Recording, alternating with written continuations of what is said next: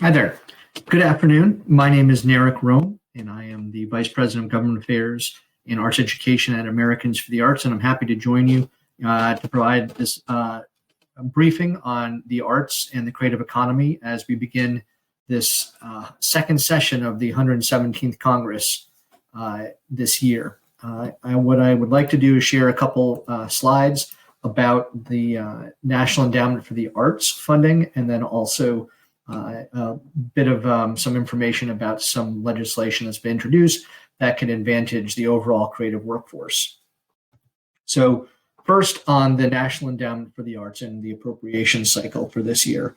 First, you can see that over the last several years, the increases from Congress to the agencies, the NEA and the National Endowment for Humanities, which are often or frequently, almost always, are tracked together. You can see that the agencies received modest increases over the years and currently is funded at $167.5 million. The Trump administration over those last 4 years did propose elimination of the endowments in its budget, and last year was the first year of the Biden-Harris administration's and their budget, which proposed a groundbreaking $201 million. That amount, which would be the largest increase in the agency's history, and then also would be an amount that would provide funds for new programs and initiatives as proposed by the administration budget. So that request came out in the spring, late spring of 2021. And since then, the House of Representatives has approved that level, $201 million. And the Senate, though, which typically lags behind the amounts that the House is able to provide, provided $186 million in its funding appropriation. As of right now, perhaps you're learning this through other briefings as well, the FY 2022 appropriation cycle is not yet complete, even though the schedule calls for it to be done by October 1st of each year. That would have been last October. It is not yet done. In fact, it's under a continuing resolution that will now extend into mid-February, and it's possible that it will extend even further for another few weeks as the House and Senate leaders, the appropriations leaders, struggle to come up with a final budget, a final omnibus appropriations budget. And so for the time being, arts advocates, museum advocates would be best suited to be asking for the higher amount of $201 million for the FY22 budget as it is still under consideration. And should it fall short, we will see what the Biden administration's FY 2023 budget comes out to be later in March, perhaps as late as April. But for the time being, trying to accomplish and support the administration's effort for $201 million is where we should be. Now, a couple of the ingredients that go into the legislative ask each year are listed here. Just wanted to give you a sense of the factors, those ingredients that help contribute to it. The administration's budget proposal, that's what I've been speaking to, but then also the appropriations subcommittee in both the House and the Senate both come up with, often they track what the administration's ask is, sometimes they do not. And I mentioned during the Trump administration, they very clearly in a bipartisan way did not track with the administration's budget. They wanted to provide the increases to both of the endowments. And then also there's a Congressional Arts Caucus in the House. There's a Senate Cultural Caucus in the Senate. And they also work to try and build support for the endowments on an annual basis as well. And some of the other components are what have been some of the high water marks of funding. The agencies both received $176 million back in 1996. That is the high water mark for those agencies. We are hopeful to surpass that now. It's taken years of work to try and restore that level. And then also, depending on whether the agencies themselves have projects or components that they are seeking to fund. That can also help bring more funding into those agencies. Now, some of the leadership that you should be aware of in the House and the Senate. As in the second session of Congress, the control of the U.S. House still remains with the Democrats, and therefore Congresswoman Rosa DeLauro of Connecticut is the chair of House Appropriations, and the ranking member is Kay Granger of Texas. We have Congresswoman Shelley Pingree of Maine as the chair of the House Interior Appropriations Subcommittee. That's the subcommittee that focuses and has jurisdiction over the endowments. And the ranking member, which is the leading Republican, is David Joyce of Ohio. And then in the Senate, Senator Pat Leahy of Vermont is the chair of the full committee, and the ranking member is Senator Richard Shelby of Alabama. On that Senate Interior Subcommittee, we have Senator Jeff Merkley of Oregon and Senator Lisa Murkowski of Alaska as the ranking member.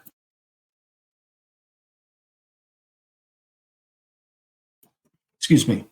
One other note here, just because we have listed the Democrats and the Republican leadership, it's critical to remember this work is bipartisan. The efforts that we make throughout the year on trying to move this legislation and address any of the appropriations items and other spending issues and all the other policy issues, that work we try to do on a bipartisan basis. And that's the kind of thing that year after year, it's hard to do, but it's worthwhile to make sure that throughout all the years of each year that Congress is working on these issues and the administrations that come into power, that there is always bipartisan support depending, so that can be useful depending on what party is in power.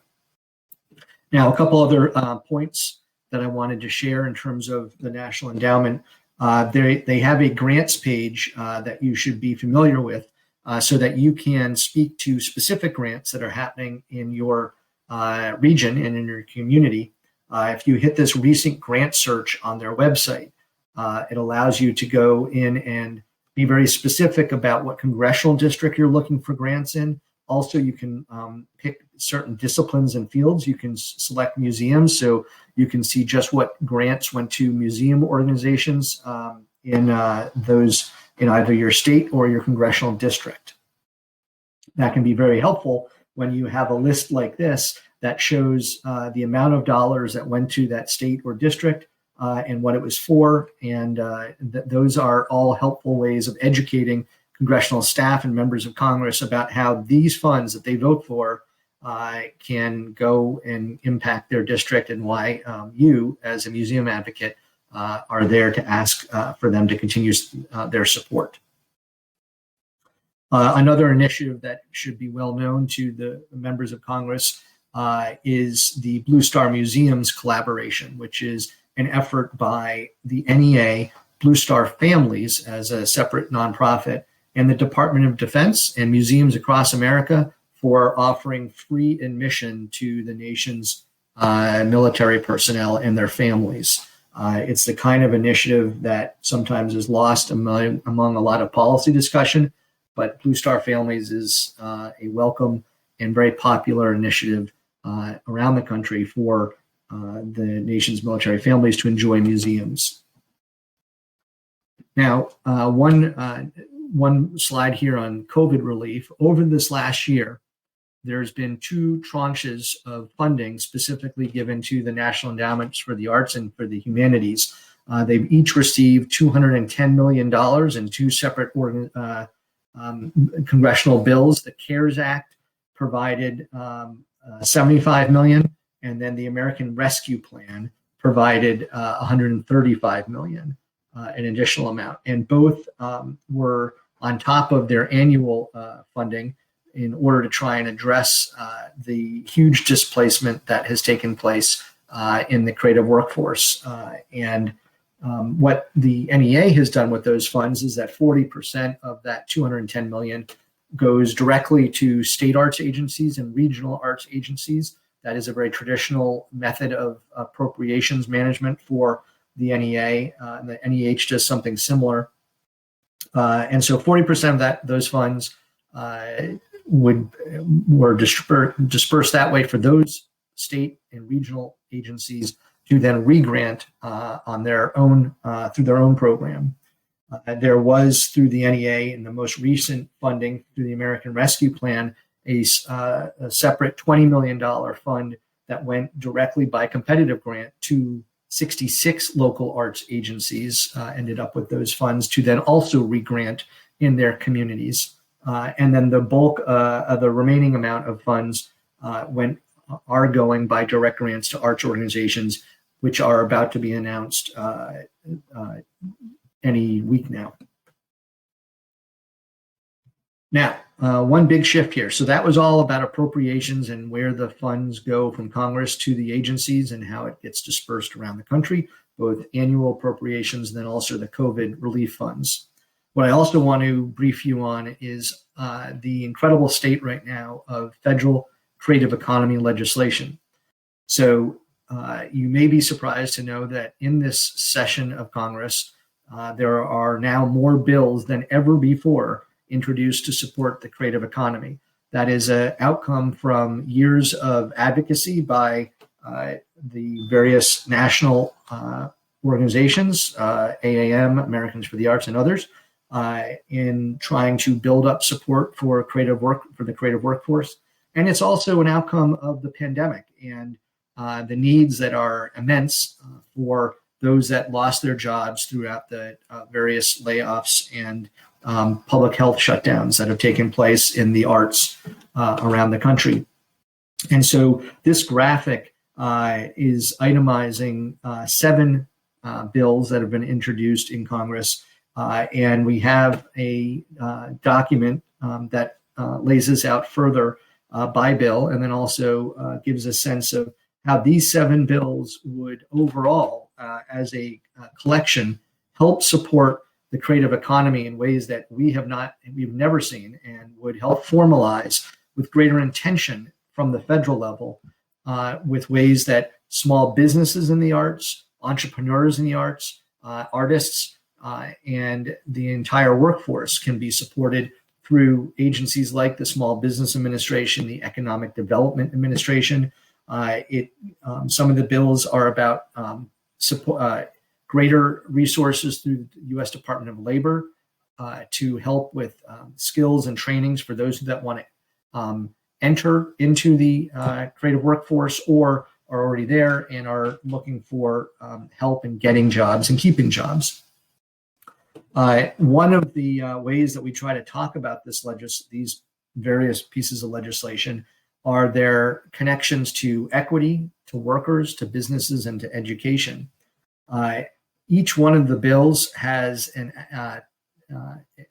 aspect to it that is about trying to provide increase either resources or grant eligibility to under-resourced communities or under-resourced entrepreneurs or artists, small businesses in the arts.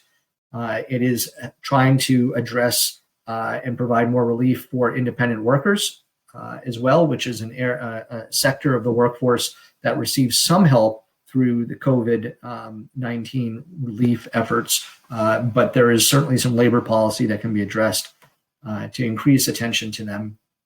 And the same goes for businesses in the arts, as I've mentioned, and those seeking further education, both in K through 12, but also in out of school communities and beyond K through 12 and higher education as well, and lifelong learning. Now, some of the other impacts that we're trying to also capture in this 4-pager is around financial impact and policy impact and human impact. The financial impact is simply put that the creative economy is a $991 billion annual economic impact within the gross domestic product of this country. That is to say that within all the economic activity of this country, $991 billion a year is generated by the creative economy. That is 4.1% of GDP, 4.1%, which sounds like a small number, but the fact is that the creative economy at 4.1% is larger than agriculture, it's larger than transportation sectors, and it's larger than construction.